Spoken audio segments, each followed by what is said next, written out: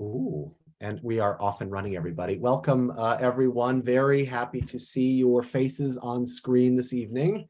Tonight, we are going to be speaking with Gabriele Evertz. This is I think it's our third online conversation this year via Zoom. Thank goodness for technology. It's not perfect, but it's definitely offers us an amazing opportunity to meet where we wouldn't be able to do that in person. So I wanted to welcome everyone and thank you all for joining us. We've got a great conversation with Gabriele Evertz ahead of us. A few bits of housekeeping before we get started.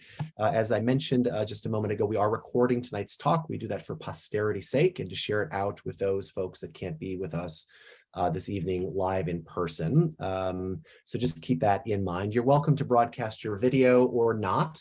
I see some of you are broadcasting and others are simply names on our screen, which is great.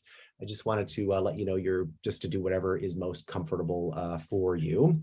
If you feel so inclined, you are also welcome to rename yourselves on the screen to add your appropriate gender pronouns, which is what we do online these days and in class, which is either he, him, she, her, they, them, or some combination thereof. Again, with the intention of being as inclusive and amazing as humanly possible in this space. As I mentioned, we're going to talk a little bit this evening together, and we're going to leave a lot of time at the end of our conversation, at least 20 minutes, Gabriele, we're thinking, for question and answer. So I'm going to prompt Gabriele with a few questions, and we will definitely have a lively chat with all of you in kind of the second half of this evening. So without further ado, my name is Matthew Delegate. I'm the kind of founder, co-director of Minus Space. We are 19 years old this year. We're turning 20 next year, which is remarkable. We never really intended this to go this long, so we are grateful to all of you for making that possible. It's miraculous, especially given we've all been going through over the last few years. I'm an artist, a gallerist, a curator, a writer. I teach in a couple of graduate programs where I get to work with students, which I'm really, really happy to do. I lived in Brooklyn for 25 years and moved a few years ago, right before COVID, to South Orange, New Jersey. And I am getting acclimated to the climate here. South Orange, you may or may not know, was the former turf of the minimalist sculptor Tony Smith. So we've got a big old Tony Smith sculpture plunked down in the middle of our town. Tau, to be exact. And Tau just so happened to have been parked outside of Hunter College up on the Upper East Side where Gabriele used to teach as well. So again, there may be this sort of Tau to Tau synergy here. Let's see where we are at here. So tonight we're here to discuss Gabriele's exhibition, which opened a couple of weeks ago. This is her fourth solo show with us. It's entitled Path. And the work over my shoulder here is the titular work of that exhibition. It's on the far back wall. It's the one that's over my shoulder there in red and white, as it may appear in thumbnail on your screen. And I would just love to take a few minutes and welcome Gabriele. Gabriele, say hello to everybody before I introduce you. Hi, everybody. Can everybody hear Gabriele? I hope so. We had some audio concerns earlier. Awesome. Welcome, Gabriele. Really happy. For those of you that don't know Gabriele, I feel most of you do at this point, but Gabriele is a dear friend. We've been collaborating really at the gallery since the inception of our space. It's a long time already. I mentioned this is her fourth solo show with us. That's on view through November 19th, although there may be a moment where we extend it a little bit based on scheduling. Now, Gabriele was born in 1945 in Berlin, Germany. I want to repeat that, 1945 in Berlin, Germany, okay? She currently lives in Brooklyn, New York. She's been there for ages. Her studio's been in Dumbo, right around the corner from the gallery for the past 5-6 years. Now, she's exhibited her work in solo and group exhibitions internationally, including in Argentina, Australia, Brazil, France, Germany, Greece, Italy, New Zealand, the United Kingdom, and all across the United States. So all those places we have been unable to travel to because of COVID. We hope to get back to that, but really far and wide. She's had recent museum exhibitions at the South Bend Museum of Art, the Baker Museum, the Mattatuck Museum, the Columbus Museum, Heckscher Museum, Hillwood Museum, the Louisiana Art and Science Museum, and the Museo del Arte Contemporáneo in Buenos Aires, Argentina, Osthaus Museum in Hagen, and the Frost Art Museum in Miami, among many, many, many others. Now, Gabriele is a member of the prestigious group, the American Abstract Artists. She was nominated for that group by the late artist Matt Wells, who was a former colleague of hers at Hunter College. Now, for those of you that don't know American Abstract Artists, this is one of the earliest expressions of artists getting together to change their fates. It started in 1936, so it's approaching 90 years old at this point. Check out their website for further details about that. Her work is included in collections around the globe, including the Art and Embassies Program, the British Museum, Columbus Museum, Hallmark Collection, the University of Tennessee, Harvard University, the Metropolitan Museum of Art, Mississippi Museum of Art, the Museum of Fine Arts, Boston, the Museum of Modern Art Library Special Collection at the Museum of Modern Art in Hunfield, the New York Public Library, the Jersey State Art Museum, and so many other places. What is critically important to also share with you is that in addition to her studio practice, she taught at Hunter College. She was a professor of art in painting at Hunter College in the Department of Art and Art History from 1990 to 2018. So 3 decades at Hunter College in addition to her studio work. She is considered a key protagonist in the Hunter Color School, alongside artists that you undoubtedly know, including Vincent Longo, Doug Olson, Robert Swain, and Sanford Wormfeld, among many, many others. And something that I absolutely adore about her is that she has also curated widely exhibitions, sort of solo exhibitions, survey exhibitions, and group exhibitions. Some of those include Dual Current, which happened recently at the University of Tennessee. She curated Robert Swain's retrospective exhibition about a decade ago called Visual Sensations. She curated the group show's Presentational Painting 3, which included my work, as did the Ewing Gallery show. Seeing Red, co-curated with Michael Fair, and retrospective exhibition, honestly, the artists Antoni Milkowski and Mac Wells. So lots and lots and lots of activities, from education to curating to painting to writing, et cetera, et cetera, et cetera. And just being an amazing individual all around. So Gabriele, welcome to tonight's conversation. I would love to start it off with a brief overview of what we have on view at the gallery. Now, you're showing new works. There are 6 large paintings. They're all 6 by 6 feet. So roughly, for those of you using the metric system, 2 by 2 meters, more or less. And they're all works that you produced during the pandemic, particularly during quarantine. So there's 7 new paintings up on view, 6 in the gallery. And you really can see this body of work beginning in March 2020, which we all really remember very vividly as a moment where everything that we had assumed would continue stopped instantly in its tracks. Okay, and you asked yourself, Gabriele, what do I do now? So tell us about your experience at that moment in March 2020. What was preceding that? And how did you manage to make this body of work during this time? How did it get started?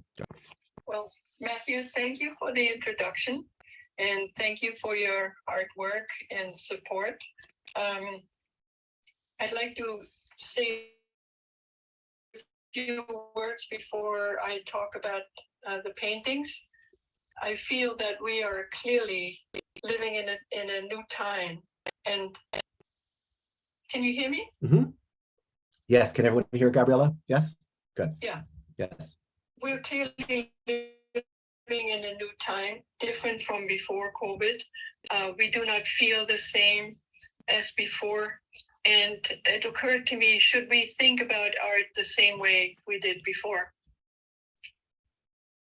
I believe that painting is first and foremost about a visual experience.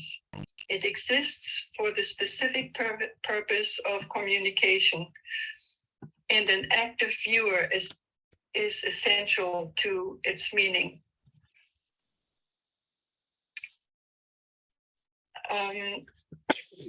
I would like to talk about the work chronologically because this is the first time I didn't have an overall plan. When the pandemic struck, this was my first painting, and I didn't know how long the pandemic would last. So I set out to make work as soon as the studio opened again. And a remarkable thing happened when I was reaching for a jar of bright red. Hesitation, as if an invisible hand pushed me away. Gabriele, would you like me to pull up that painting onward from the show? It's the one that's Yes. over my shoulder, but let me, I'm Yes, going to share my right. screen so all of you can follow along. Right. So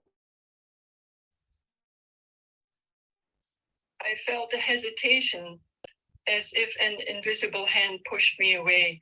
I realized that I could no longer justify using my customary bright spectrum colors. Instead, I turned to the analogous colors of green and blue.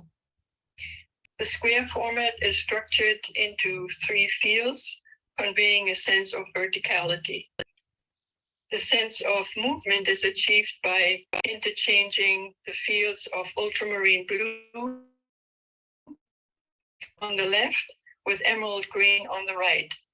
The figures or bands painted precisely in an all-over pattern carry contrasting colors that tend to group and in brief intervals seem to flare up into luminous blue-green sensations.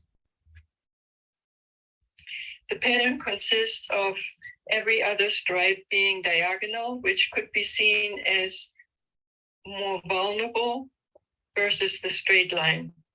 The colors seem to communicate specifics. For instance, the use of green can be interpreted as a sign for renewal and hope, while the dark blue always points to the realm of the transcendental.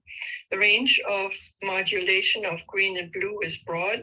Here it spans from yellow-green to blue-green to blue-violet. Super. And this is your painting Onward, correct? That's called Onward, yes.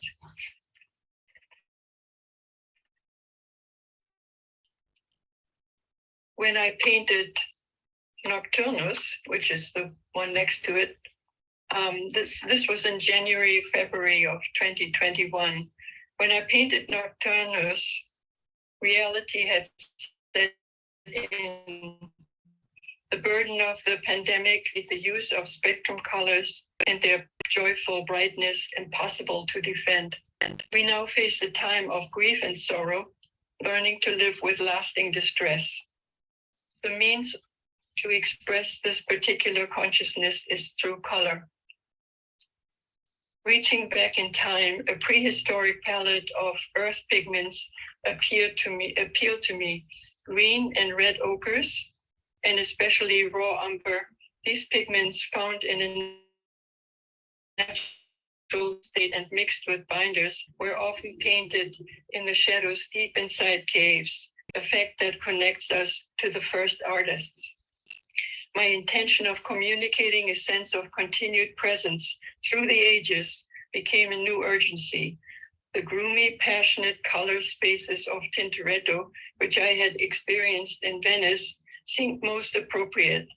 A selection of raw umber, ultramarine blue, cobalt, and cerulean blue in their low intensity is intended to relieve the dark adaptation of the eye. Slim red and green lines enliven the atmosphere. As we enter the painting on the left, a single gold ray helps us remember that there is always light. And this comes from the Gorman, The Story of America. The next painting is Temple. I needed a quiet space. It's determined by balance and harmony for the purpose of tranquility. Red, green, and blue, 3 colors make up the palette of Temple. They are value adjusted meaning the colors are experienced here in their low, perceptually equally stepped intensity. They tend to group by their common darker, softer light that invites introspection, the examination of one's own conscious thoughts and feelings. But a sense of brightness is introduced in the center motif with very slim metallic outlines that seem to describe an architectural feature, such as a colonnaded structure. In abstraction, the object is missing, but the edges remain. We have here a principle known as chromatic induction or border contrast. If you go closer, you can see that the edges sometimes have 1/8 of an inch contrasting color to them. Depending on the time of day, fleetingly passing rays of light turn these bronze and pale golden lines into sudden iridescent bursts before sinking back into a somber mood. A feeling can emerge that is reminiscent of a sense of tranquility that brings with it some sort of intellectual spirituality. And now we are coming to path. There are 2 lines that describe the idea of path and the idea of the exhibition. Wanderer is no path. The path is made by walking. As a color painter, I value abstraction because it offers possibilities for exploration and discoveries and opens up new contributions to the visual experience of painting today. The composition of path is not only concerned with optical effects, such as the afterimage in the red field. A metaphysical reading seems to hint at some sort of secret quietly revealing itself. Where are we now? We live in a time of crisis, of simultaneously being in a state of knowing and not knowing. What to do now? Nature moves on. Find a new dream reality. Leonardo spoke of ambiguity as the chance to give rise to really marvelous ideas, implying that our own passions and interests take forms that we project onto the scene. This heightened perception occurs when the mind has something to reveal. What is your response to path? Still pursuing the possibilities of raw umber, I found it to be perfectly suited as a glaze. Here, up to 8 layers are applied. It mixes well optically with other adjacent primary tones and achieves a high degree of luminosity that can encounter bright light within the observer. It bestows a sense of strength that brings us together as a community. This is my new expectation for art. Moving on to intervention, summer. The effects of color in painting are complex and surprising. Color always reciprocates. Unexpected changes, new waves of seeing, thinking, feeling emerge. My impulse is neither depiction nor symbolism, but inseparable from life. My work is intended to share in the splendor of sight, emotion, and thought. The composition of Intervention Summer is divided into 3 sections. 72 straight bands stretch across the canvas and visually group occasionally. The off-center motif presents an element of surprise that gives it agency. This painting brings together up to 18 spectrum colors, chromatic earth colors in their varying modulation intensity for the first time. Their joint energies release an exuberant but nuanced feeling of joy that unites us.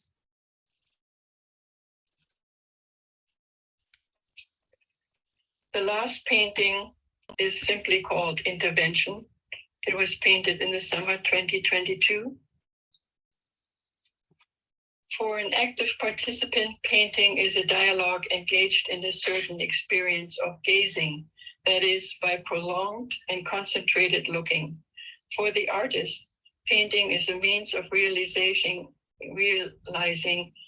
a thought in optical terms. Every painting is a color thought.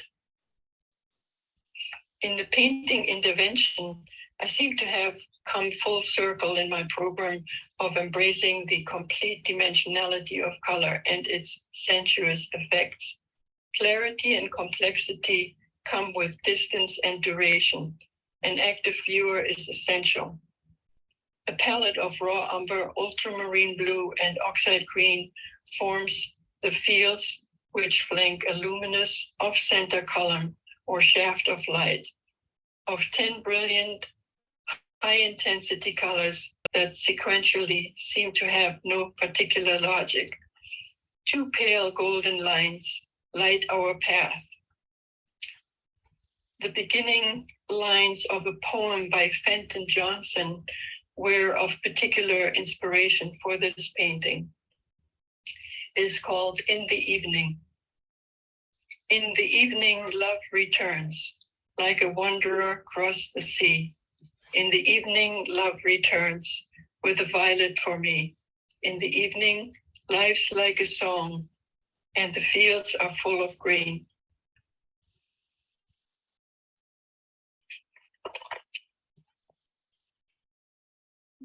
Those are my notes that I wanted to share with you of the 6 large paintings that are in the room. In the office, there are smaller works, 36 inches. I don't know if you wanted to show them. Sure, I can do that. Mm-hmm. I don't think of them as sketches for larger work. It often happens simultaneously. This was a total break with my palette, as I said before.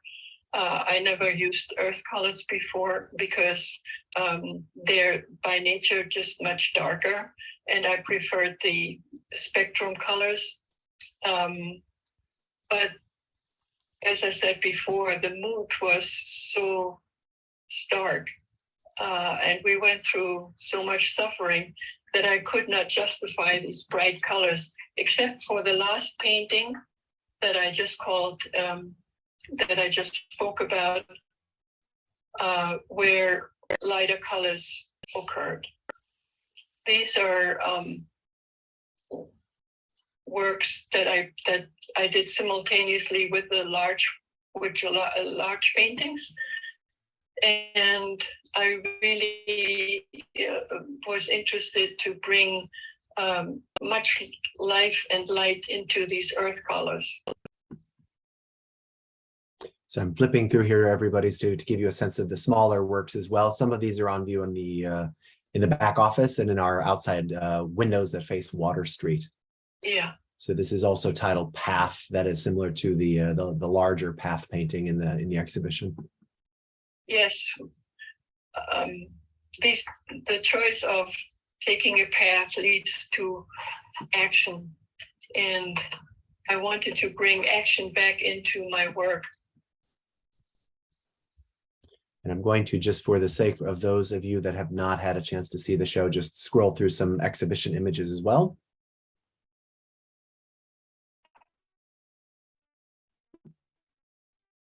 Just so you have it, them and how they related. Now, Gabriele, we ended up, the exhibition itself has, as you can all see here, 6 large paintings included in it. And we worked very collectively on installing a show together, which I think is kind of amazing, in that we ended up installing the exhibition in chronological order. Starting with the work that's here on the left, followed by the second and third and fourth ones as they wrap around the gallery itself. And it's interesting in that we rarely do that at the gallery. We ended up telling kind of a narrative or a survey or an overview of how you were feeling during 2 years of quarantine and pandemic and, Yeah, and fear in a way and isolation as you're working through your studio, right? definitely. I often was the only person on the floor, and no one had any answers. For a long time, we didn't know how this would develop until December 21, 2020, when the vaccine was administered for the first time. And the mood started to brighten, and we had hope again. By the way, the vaccines are American, and we should be proud of it that we developed these vaccines. And you mentioned to me in passing a couple of times that sort of like moment where it went from that first blue painting onward into Nocturnus and Temple, which we showed on that left wall, and then that moment of break, that moment of hope, may or may not. It seems like it did occur with the making of this painting on the back wall, Path. Yes. So there's a bit of a rupture, right? I mean, working on Nocturnus, I didn't want to use black because it seemed too harsh for what we were going through. So this led me to research and finding raw umber. And as I said, Tintoretto used it, and Van Dyck used it for great success in his beautiful portraiture. Using the raw umber as a background made the skin of the sitter very luminous. And it was an inspiration. I saw those paintings in London, and the Frick has a few Van Dyck paintings. And it gave a softer light.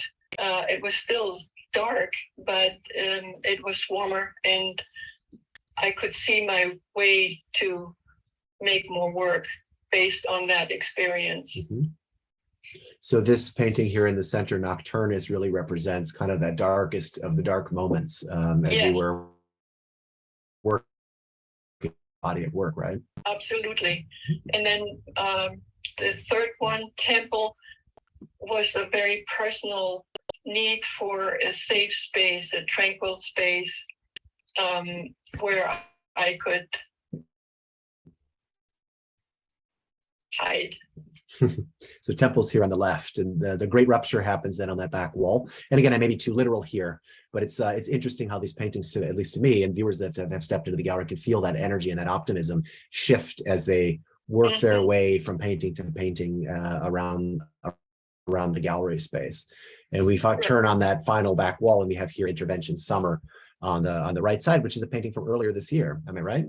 Yes, absolutely. And for the first time, I'm combining earth colors and the spectrum and very high intensity colors. And it seems to work. These are very, very personal paintings. I've never acted so directly on a feeling and not knowing where I would go. Each painting was a discovery and was an adventure in a way, a visual adventure for me. Fantastic. Now, you mentioned now several times, Gabriele, this sort of dark palette, the inclusion, the initial inclusion of sort of earth tones. You call them prehistoric palette, or connecting with the first artists. Of course, you mentioned now other more recent artists, but what was it about those browns, those umbers, the ochres that you felt reflected the sort of emotional state you were in at the time? It connected me back to the first artists, and I realized this history is older than history. Art history is older than, and so I took comfort in the idea that we have always found a way to communicate with each other and made our colors. And I wanted to get back to that origin. Mm-hmm. Very interesting. And you had not up until that point used any sort of brown colors. I mean, this is sort of No, something that's no, not I haven't. traditionally done by color painters, to use that that color, that area of the palette, right? It's brown is saturated orange.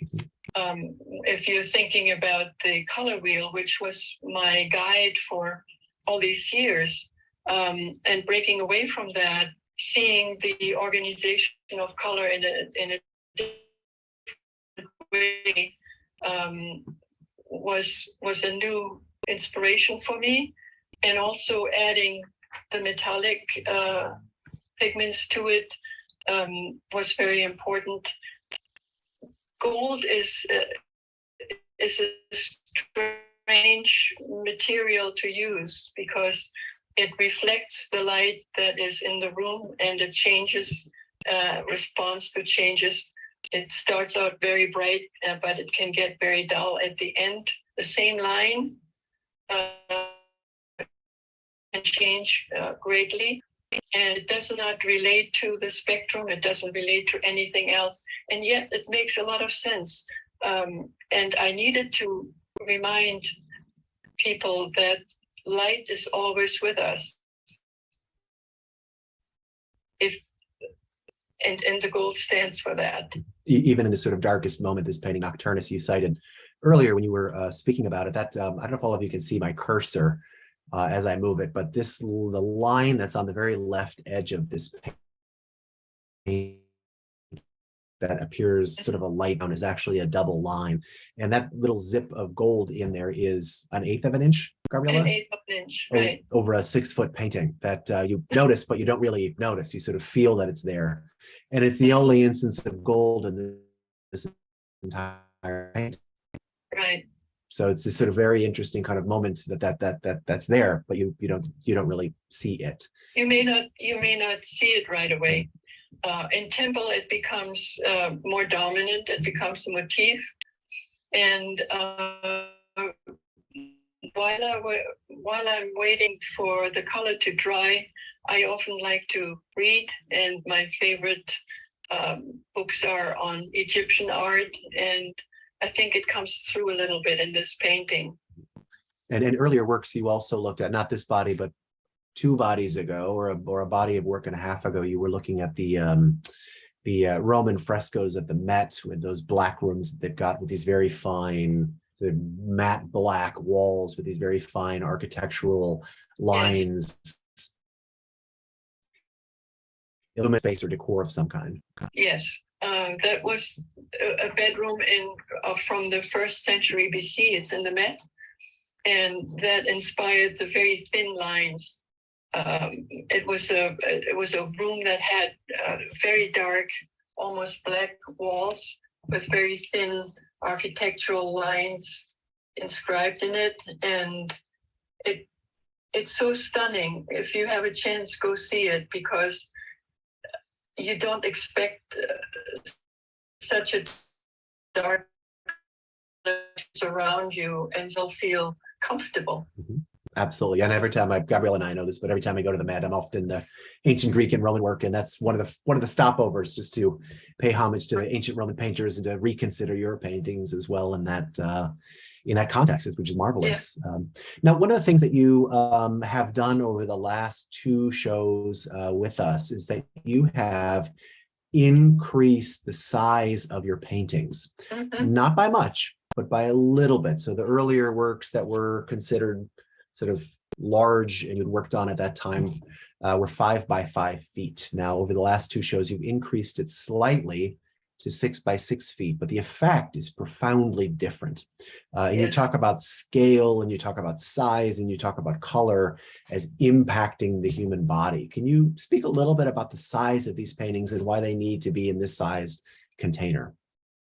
Yeah, that's about as high as I can reach.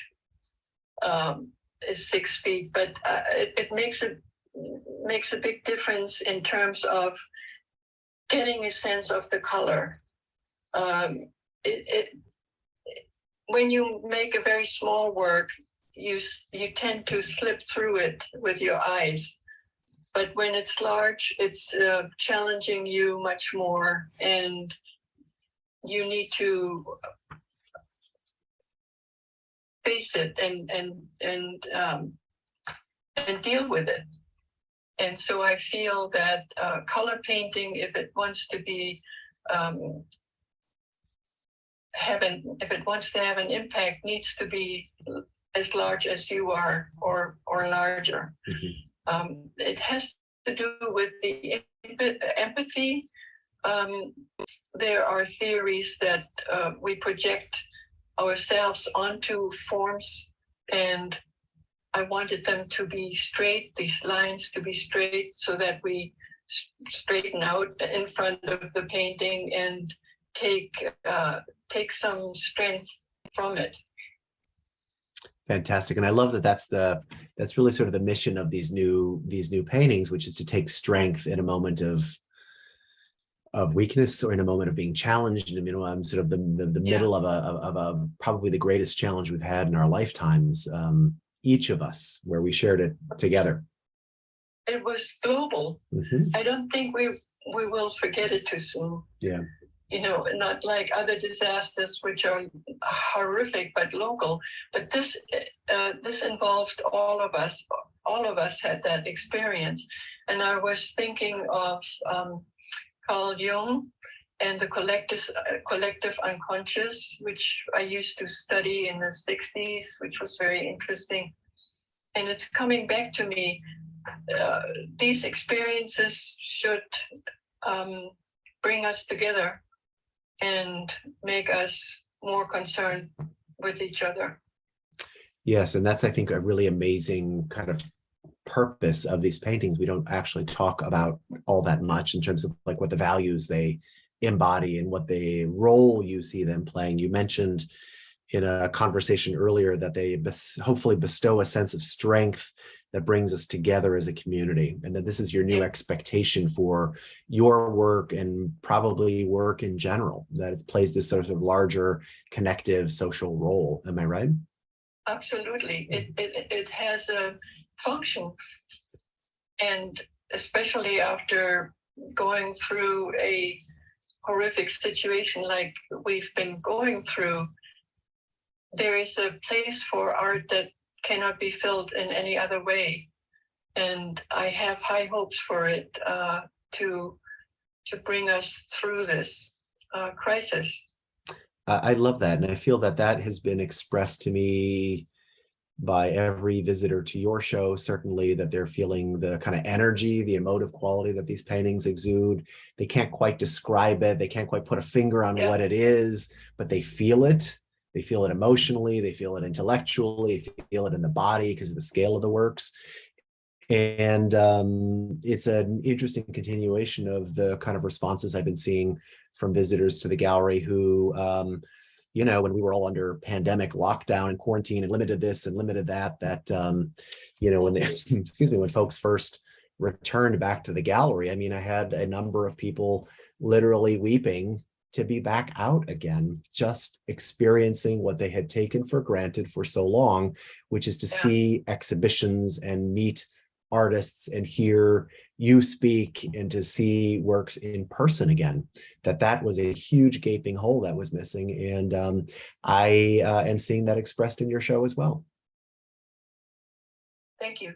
Of course, of course. Now, just being mindful of the time, everybody, this conversation is flying by, and I want to make sure we have enough time for your questions and insights. Gabriele, I've got 50 more questions I could ask you, which we could have as a sidebar conversation later on. But I'm going to stop sharing my screen, if that's okay with everyone, so I can see all of you. And let's see, we've got about 20 minutes left together, and I want to make sure all of your questions are or concerns or ideas you'd like to share are able to be done. So what I'm going to do is turn it over to all of you at this point, and feel free to raise your virtual hand if you've got a question or a thought or an idea you'd like to share here. You can also feel free to type it into, some of you are more prone to typing than speaking, but you're free to type something into the chat field as well. But I'm going to turn it over to all of you. and see if you have thoughts or questions you'd like to share. I mean, I know many of you know Gabriele intimately, and some of you longer than I know Gabriele. So Pat, you have a question. Sharon, you want to unmute your microphone? So Sharon, go ahead and unmute your microphone when you have a moment, please. Okay, I can ask. This is a basic question. Gabriele, I don't know you, but Sharon speaks extremely highly of you. This is a kind of funny question. Do you do the paintings against the wall, standing and painting, or are they down flat and you are on top of them? And after you've answered that, I would like to know, have you ever felt absorbed into the color fields as a body yourself? Is there a certain electricity that pulls you not into an abyss, but into the color field itself? Oh, how beautiful. Thank you. Definitely pulls me in. And as I said, in the painting temple, I really felt comfort painting this painting and being around this painting. So art has that ability to give you tranquility if you seek it. I work on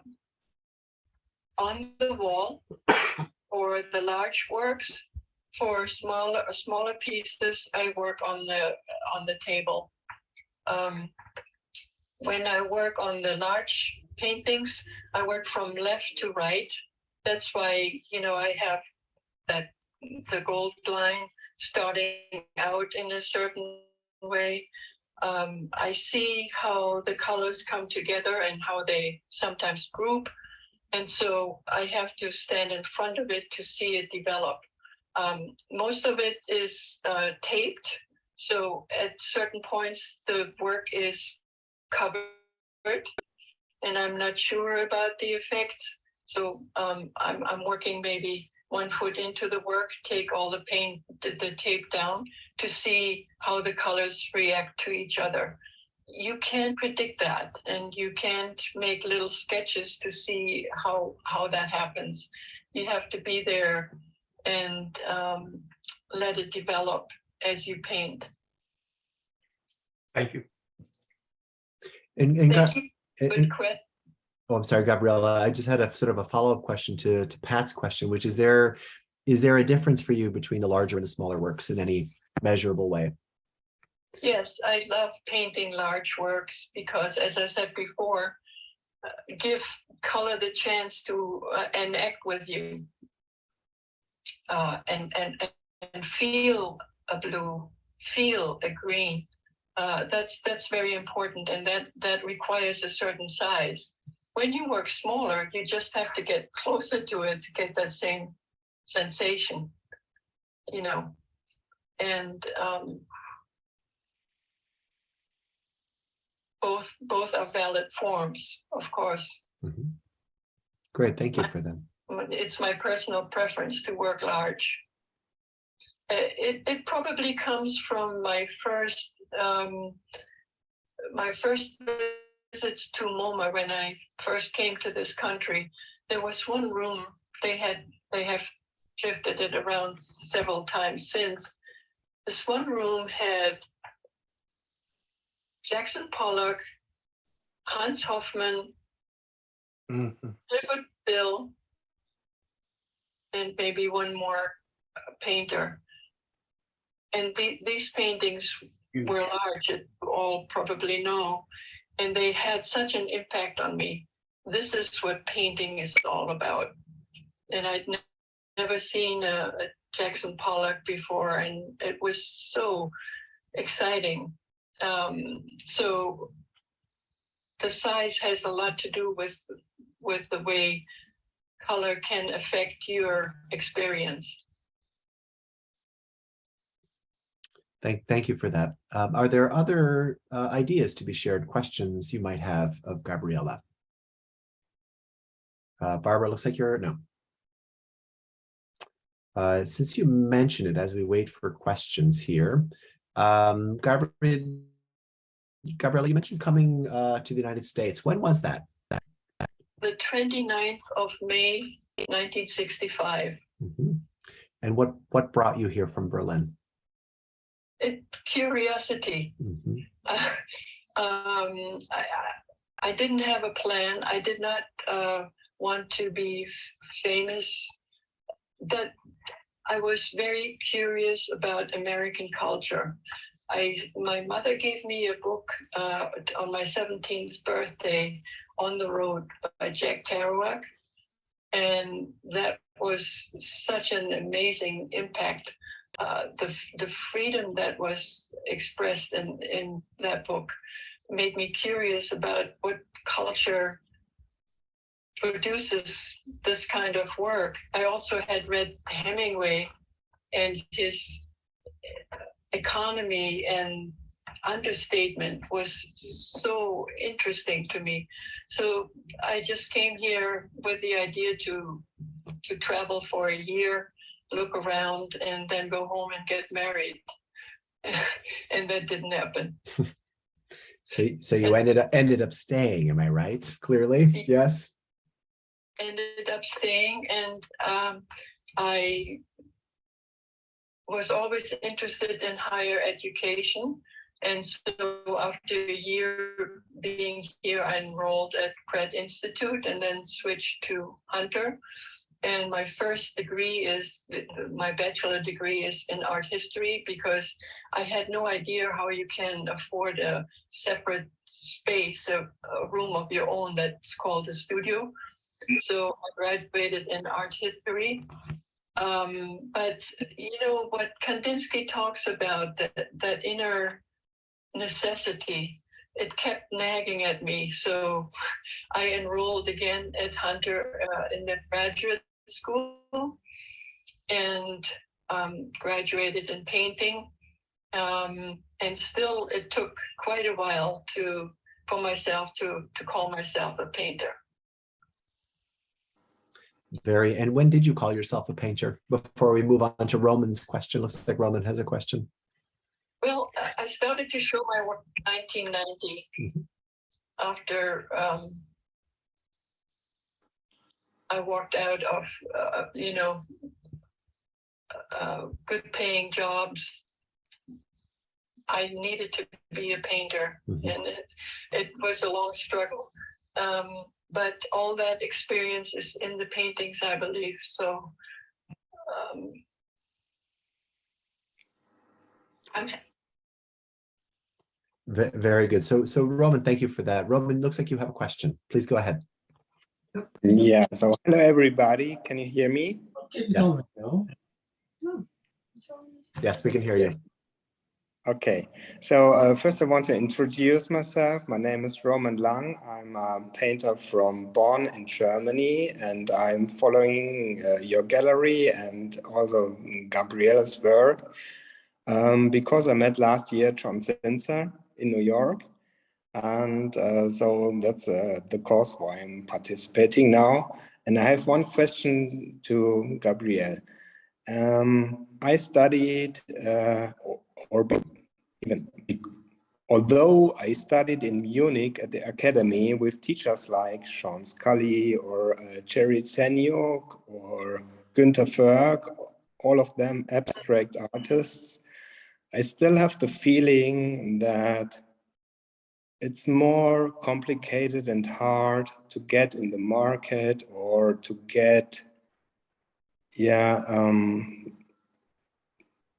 known, that your work is understood in Europe than it's in America.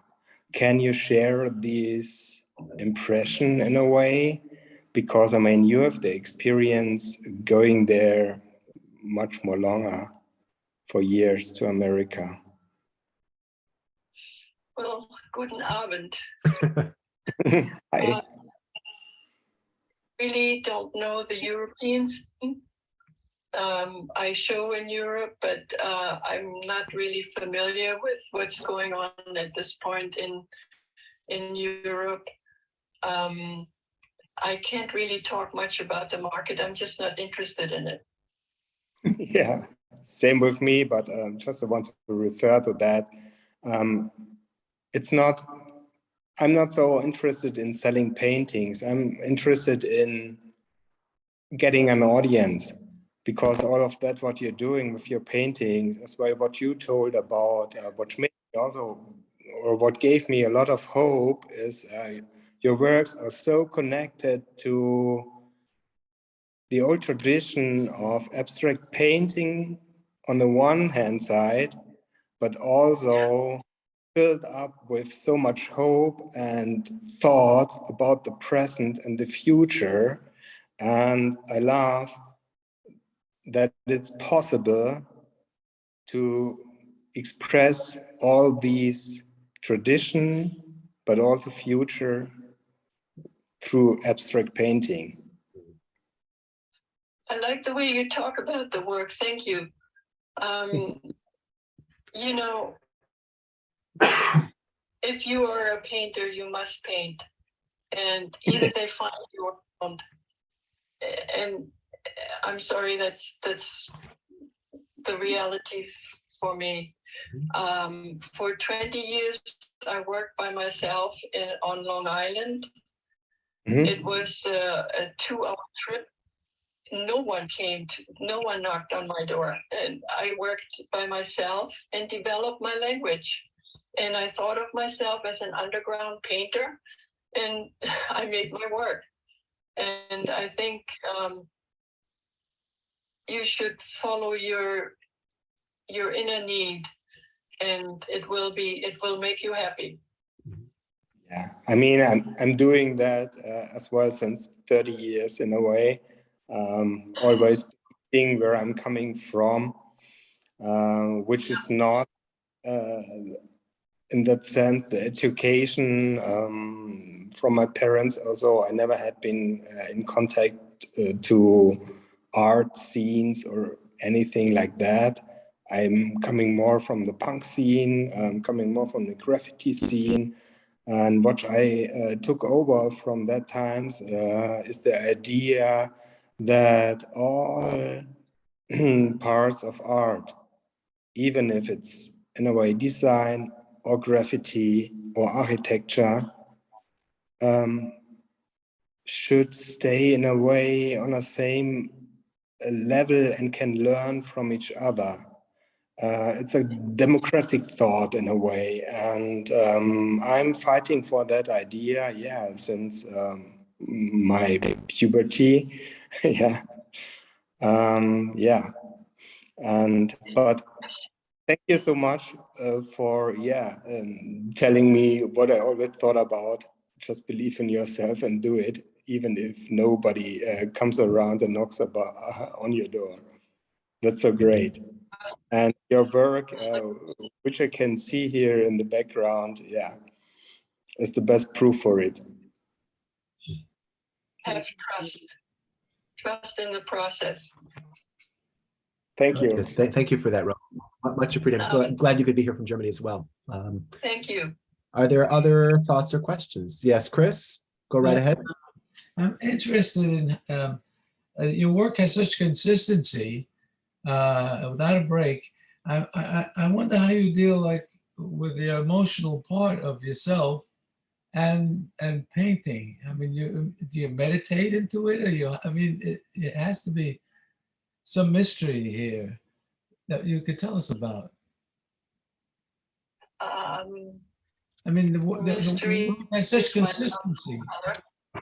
It doesn't drift anywhere in its execution. I can't hear you. Can you say it again, Chris? I'm saying that your work is, the execution has such consistency. And I'm interested how you go about achieving this consistency, because, you know, we're all emotional and we have different problems during the day and night. But still the paintings still look like you could do them anytime and still maintain that consistency. So I'm interested in that. I'm interested in how you maintain that.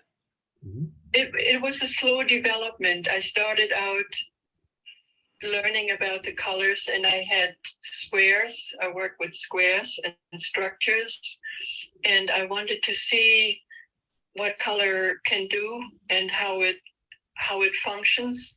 Simultaneous contrast is not just an effect, you know, and I developed slowly for 10 years. It was squares, and then it became lines. So there is a change.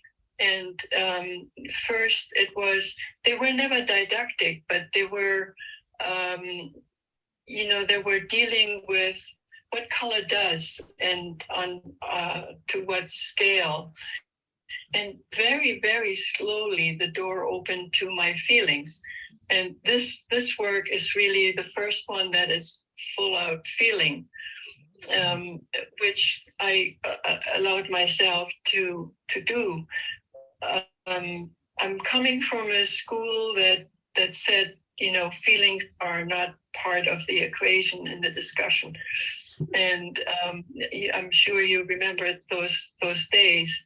And I feel that this last body of work is my path from me to you. And it's the first time that I thought really hard about what art gives us and what we can do for each other. That it is more than the pleasure of understanding functional color and certain color problems, but that color can do more and speak to you in a way no other medium can. And that's why painting is found. Thank you. That's terrific. Thanks.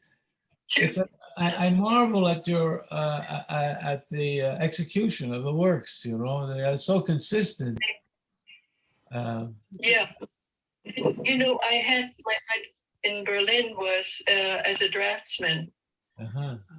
I had to paint. I had to draw in ink on mylar facades. So there were these black boxes, Yeah. of that. And you can't make a mistake. When you made a mistake, you had to use a razor blade, So it taught me very early to be precise. I'm sure that explains a lot. But also, color functions best when it has a straight edge. When the edge is diffuse, you can't really judge the function of the color anymore. Is it grouping or is it not? Is it changing? Is it affecting or shifting the color next to it? You can only say that with certainty when the lines are very straight. That's what I was looking for. That So what you just spoke about. it's made up my language little by little. Yeah. Yes, thank you for that question, Chris. Really, really interesting. And the emotive quality, I think, is so apparent in this work. But also, I will add, Gabriele, you mentioned that the sort of emotional quality was never really accepted, nor was sort of external references to other things such as poetry and history and all this other stuff, these sort of overt, quotes from poetry that you mentioned, like Amanda Gorman, and being so current, right, in terms of like Biden's inauguration, or looking back at earlier reference points like Roman interior painting and these sorts of things.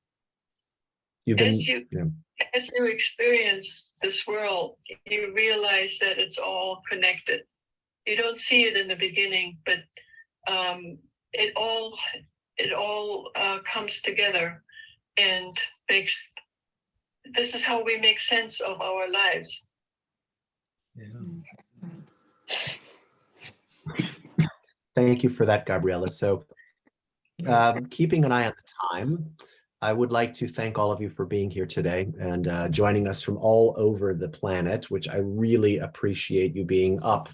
Roman, I'm sure it's past midnight by where you are. And where are you, Shelley? I have no idea what time it is in Melbourne, but I'm really grateful for you all being here in person.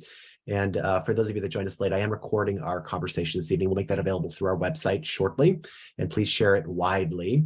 And there was one remaining question that came in from Mel Prest, who asked about a pending catalog she would like, and she's expressing interest in that. Yes, we are working on a catalog for the show. And to be totally honest, it is late. And the delay is mine. So we're working on a catalog together, and Gabriele and I have been meeting with each other to flesh out a chronology, which I have more than enjoyed talking to her about her life and getting into the weeds and documenting all the details for the sake of our history and conversation and all of the rest of it. So it will be out, and we will definitely announce it soon. And it will include installation shots of Gabriele's exhibition, of course, a text by John Yao, which is really marvelous, individual works, and then this thorough in-depth chronology that we are collaborating on, right, Gabriele? Yes. Great. So I would like to thank you all again for joining us this evening. Gabriele's show will continue through, excuse me, November 19th. And please stop by if you have the opportunity to see it in person. And I look forward to continuing our conversation either in person or online down the road. So thanks for joining us, everybody. And Gabriele, thank you for a wonderful presentation. I thank you very much. Yes, a big applause for Gabriele. Thank you very much. All right, everyone, stay safe, and we will see you soon. Take care, everybody. Good night.